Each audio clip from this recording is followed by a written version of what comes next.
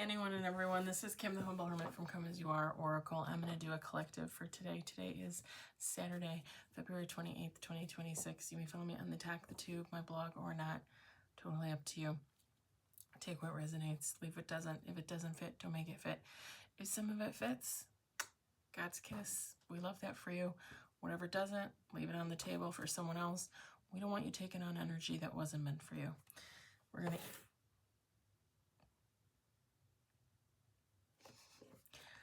going to use the Fearless Familiars Oracle deck by J. Edward Neal. You can find this at shadowartfinds.com. I was literally getting ready to say we're going to eat the Fearless Familiars. I think I've been watching too many TikToks on Epstein. I'm not going to lie. I was also thinking about the turkey burgers I had in the oven.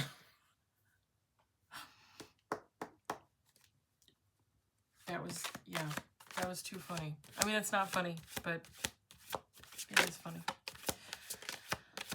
I hope everybody's enjoying their weekend so far. 3 on the table. 4 on the table. I'm texting my friend right now. She said she got her new phone yesterday or today, maybe. I don't know. And I said to her, I said, an iPhone? Because she had an Android. She's the one that lost her phone the other day. On Thursday, she lost her phone. And her husband told her, no, you're getting an iPhone. Like, we're done with the Android. You're getting an iPhone. Everybody else in the family has an iPhone. You're getting an iPhone. She's like, I don't want it. I want to stay with my Android. So I texted her and I said, iPhone? And when I sent it, it came up blue. Meaning she's in the messages or whatever for iPhone. So she got an iPhone. The old girl got an iPhone. We got 4 on the table. I told her, I said, technically Android can offer more, you know, like it has more room for apps and you get Google and all that stuff down on there. I said, but iPhone really is technically easier to use. Like, I had an Android, and I loved my Android. I still think an iPhone is easier to use. And maybe that's just me, but that's, I don't know. We got 5 on the table.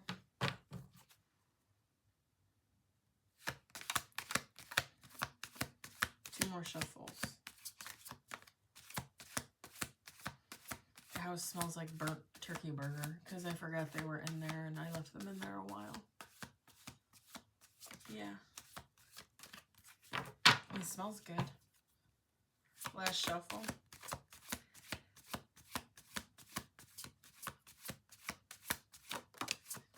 6 on the table.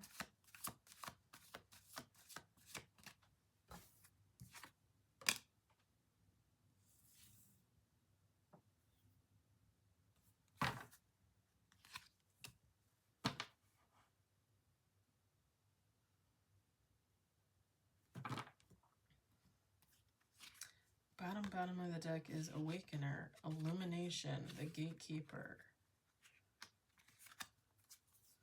Top of the deck, Innocence, Fury, the Conqueror. Okay, hold on. I just realized I did not put in.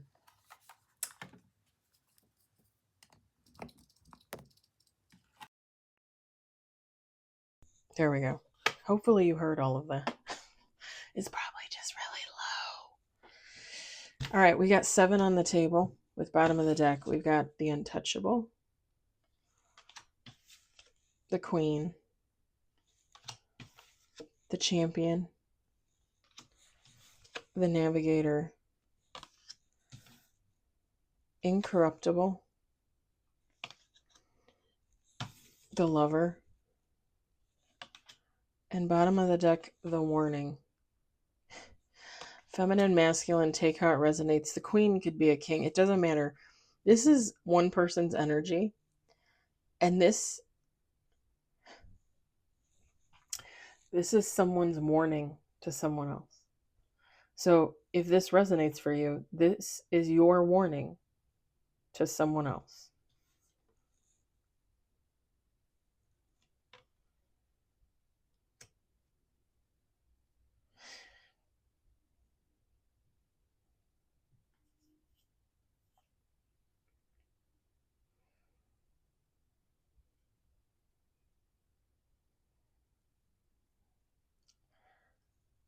I don't know how to say this because I don't want to. I mean, I guess people already look at me and probably think I'm crazy, but I personally believe that we are on a spiritual plane, right? We are all spiritual beings. Earth is heaven and hell. There's no heaven, there's no hell. This is it. When you die, you just reincarnate and come back. Or you're an angel, or you're, like you come back.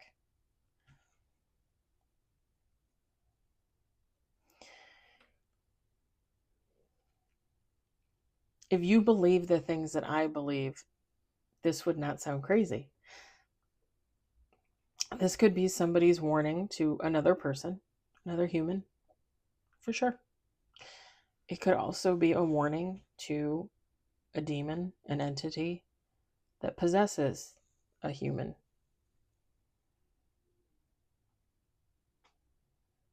And they're out there. This is really somebody saying, you can't touch me.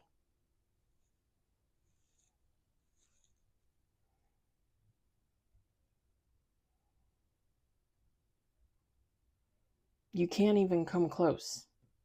Whoever this is, with the queen, the champion, the navigator, you can't sway them. This is someone that believes in what they believe in, and that's it. And that's not to say that beliefs don't change, right? But what I'm saying is, whoever this is, you're not going to sway them to the dark side. You're not going to sway them to do something completely evil.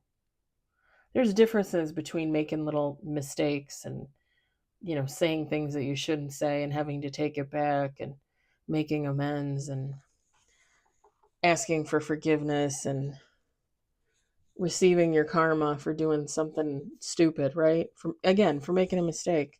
There's a difference between that and pure evil.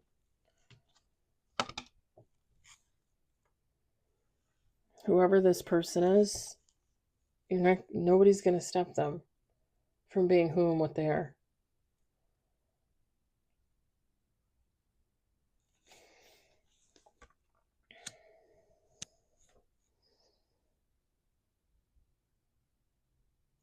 I don't know what people believe out there, but when I think of earth angels, I think of souls that have been here many lifetimes, accomplished many things, and earned that status as earth angel. I believe earth angels are souls that have encountered evil, demons, entities, and overcame them to the point where these demons and these entities, I don't know that I would say that they fear them, but I would say that there's respect there.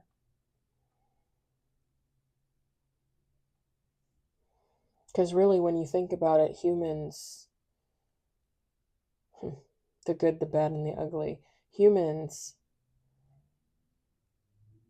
have everything in them, every emotion, every feeling. Not just good, not just bad, not just the ugly. They have it all.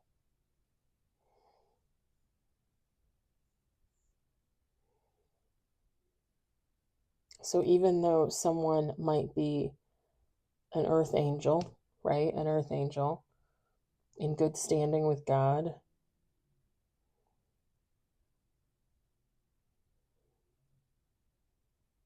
they also have that dark side. And when you're somebody that's conquered your dark side, but still there, a demon, an entity is going to recognize that. It's respect. Because a demon and an entity never figured out how to do that. That's a fallen angel, right?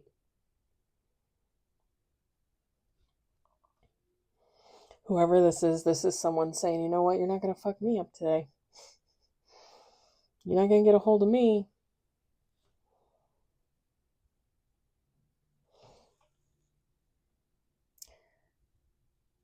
And whomever they're warning might be looking at them like this as well. The queen, the champion, the navigator, incorruptible, the lover, untouchable. Like I said, this is somebody that's probably moved through many lifetimes. It's not to say that they're perfect in any of those lifetimes, but they've moved through them to where they are now. There's respect there on all sides. This could be someone that could be considered a winner, whether they feel like it or not. Because what have they accomplished? What have they overcome, right?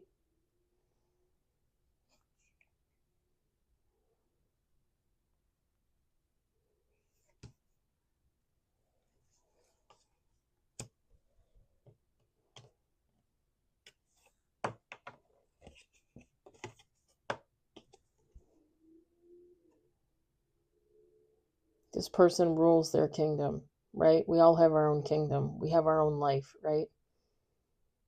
Once you get a hold of yourself and you're healing, you have control. Self-control is the only control that matters. You can't control anybody else. But when you control yourself, the people looking from the inside or from the outside, inside, the demons looking from the outside.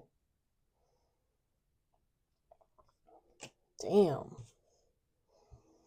I ain't gonna conquer that. I ain't gonna change that person's mind.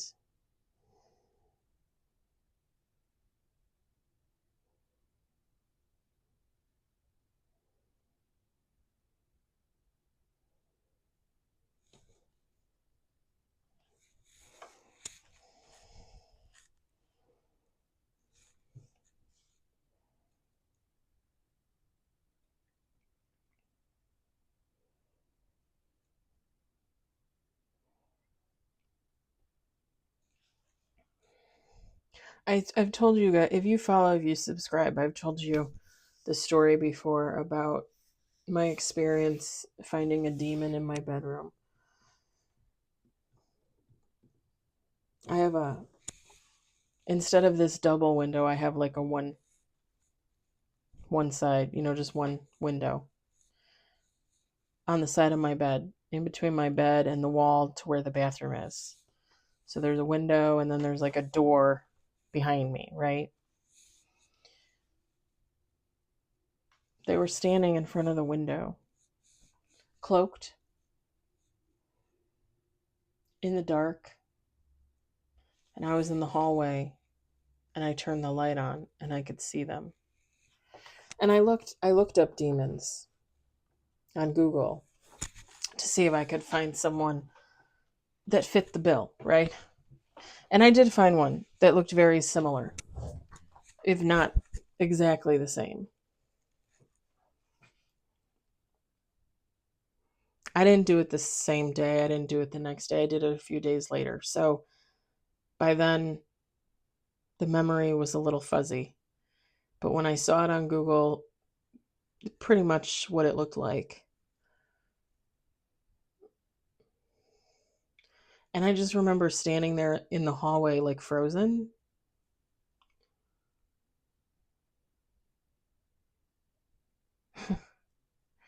Frozen. And it just kept staring at me. It didn't move towards me, nothing. And it was kind of like how I'm sitting side to the window. It was kind of standing like facing the room, not facing the door, but kind of turned a little bit and kind of bent, standing, but kind of bent over.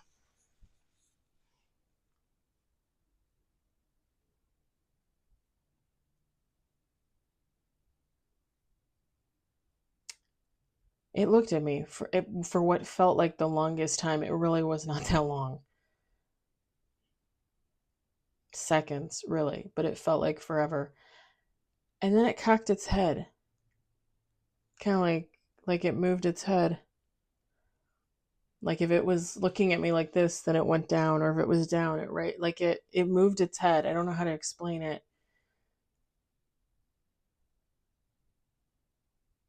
And then it nodded at me, like,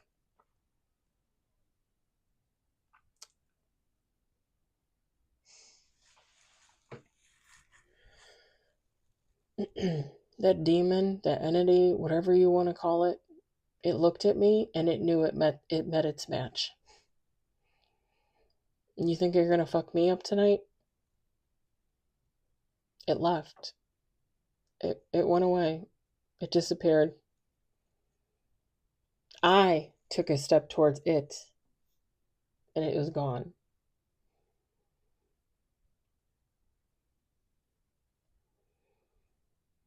Every now and then, every couple of months, I'll hear something in my room. When was it? I think it was the beginning of last summer, maybe July, August, maybe. I can't remember, but I think it was last summer. I woke up in the middle of the night to heavy breathing. Kind of like how people would describe, a pervert on the phone, like heavy breathing. Like, a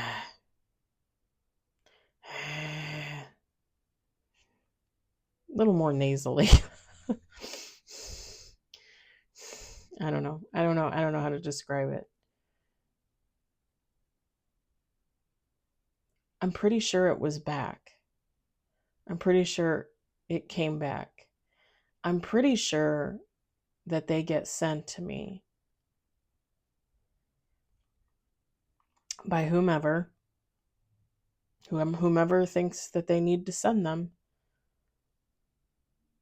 And I'm pretty sure every time they come and they see me, they leave.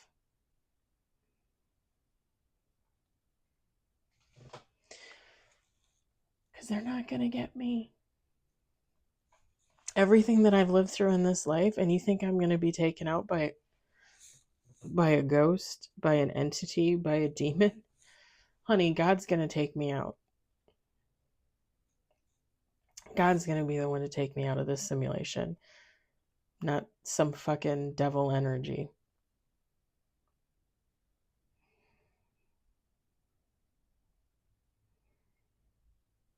I think it was maybe 2 weeks ago, I think. I woke up in the middle of the night and it sounded like I have a rocking chair in my room. I used to have a recliner when I first moved into my condo after my divorce, but I got rid of it. I gave it away to a couple and one of their fathers, along with my 3-seat sofa that I had in the living room. And I use the rocking chair in my bedroom. I always had the rocking chair. I brought it here from the house when I got divorced. And I want to say like 2 weeks ago, I woke up in the middle of the night to a sound in the corner where the chair was. And it almost kind of sounded like the creak of, like a rocking chair, almost. A little bit different, a little bit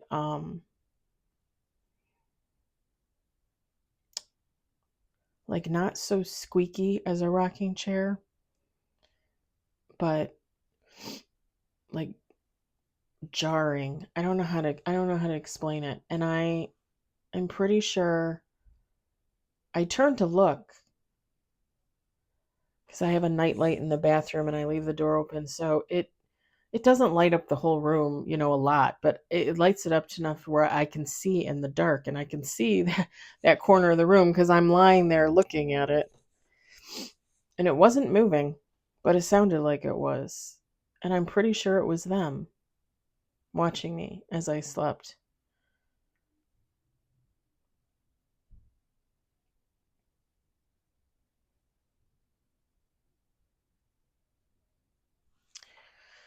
Sometimes I think that it's a twin flame or a soulmate that in another lifetime they just went down the wrong path and didn't make the right choices and turned into something that nobody should really want to turn into for the rest of eternity.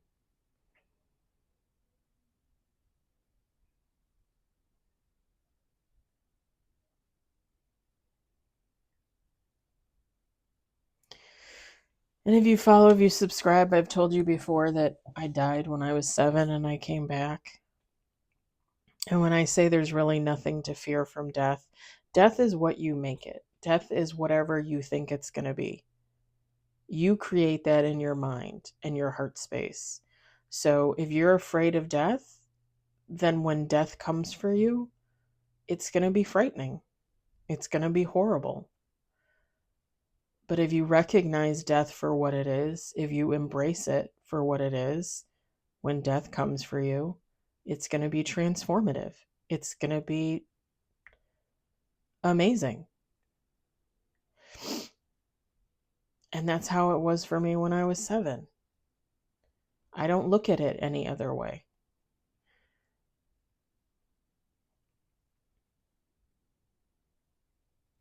Experiencing all the things that I've experienced in this lifetime, and I'm sure in many, many other lifetimes, there is no evil entity or demon that's going to take me down. If anybody's going to take me down, it's going to be me, myself, and I, and or God.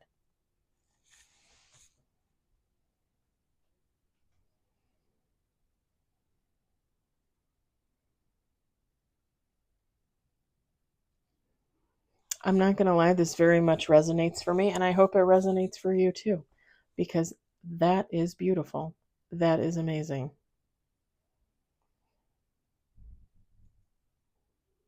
I'm going to leave it here. I'm going to let you guys take from this what you will. If it resonates, if it doesn't resonate.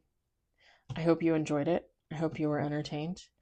I hope you all have a lovely Saturday evening. And I will talk to you later.